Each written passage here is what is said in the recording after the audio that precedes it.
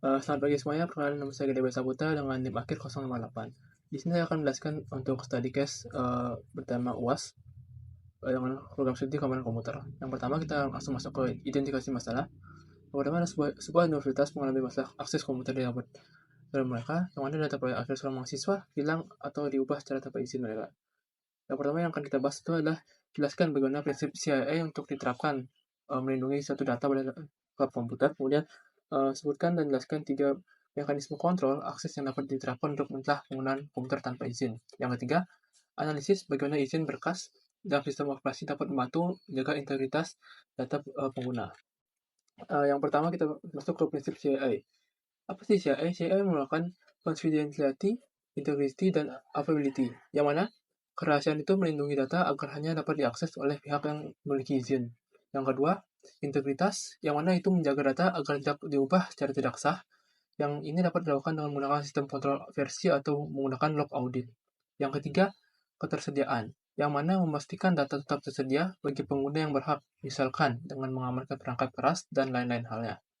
Yang kedua, 3 mekanisme kontrol akses untuk mencegah penggunaan tanpa izin. Yang pertama, kita bisa menggunakan autentikasi multifaktor atau MFA yang mengharuskan pengguna untuk memberikan lebih dari satu metode autentikasi seperti kata sandi ataupun kode akses untuk mengakses komputer tersebut. Kemudian, yang kedua kita bisa menggunakan Role Based Access Control atau RBAC, memberikan akses berdasarkan peran pengguna, yang mana misalkan mahasiswa hanya dapat mengakses beberapa folder tertentu, sedangkan dosen hanya memiliki akses penuh ke semua folder. Yang terakhir yaitu System Timeout atau Autolock, yang mana secara otomatis mengunci komputer setelah periode tertentu. Ini seperti contohnya pada HP. Jika kita tidak menggunakan HP tersebut dalam waktu tertentu, misalkan yang kita setting itu 2 menit, 3 menit, ia akan langsung mengunci HP tersebut. Itu mencegah akses yang tidak sah ketika pengguna mengenal komputer tanpa menggunakan logout tersebut. Yang terakhir, untuk masalah yang terakhir adalah analisis peran izin suatu file dalam menjaga integritas data. Izin file ini dalam sistem operasi seperti Windows ataupun Linux dapat membantu menjaga integritas data dengan cara berikut. Yang pertama, hak akses terbatas. Administrator dapat mengatur izin file berdasarkan pengguna, read, write, dan execute. Misalkan, mahasiswa hanya dapat diizinkan membaca file, tetapi tidak mengolah atau mengedit file orang lain. Ini sama halnya seperti ada di fitur Google Drive. Yang kedua, isolasi data.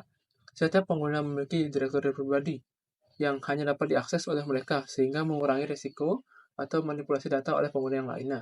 Yang ketiga, audit dan log aktivitas, yang mana sistem modern menyediakan fitur ini, fitur log yang mencatat siapa saja yang mengakses atau melihat data yang terakhir kali mereka gunakan. Atau sistem ini juga membantu mendeteksi aktivitas yang sangat mencurigakan oleh orang yang sudah masuk ke dalam file tersebut. Mungkin itu adalah 3 pembahasan yang saya bahas untuk studi case pertama. Yang terakhir adalah mohon maaf apabila ada salah kata yang saya ucapkan. Untuk materi yang saya sampaikan sudah sampai seperti itu. Selamat pagi dan salam harmoni.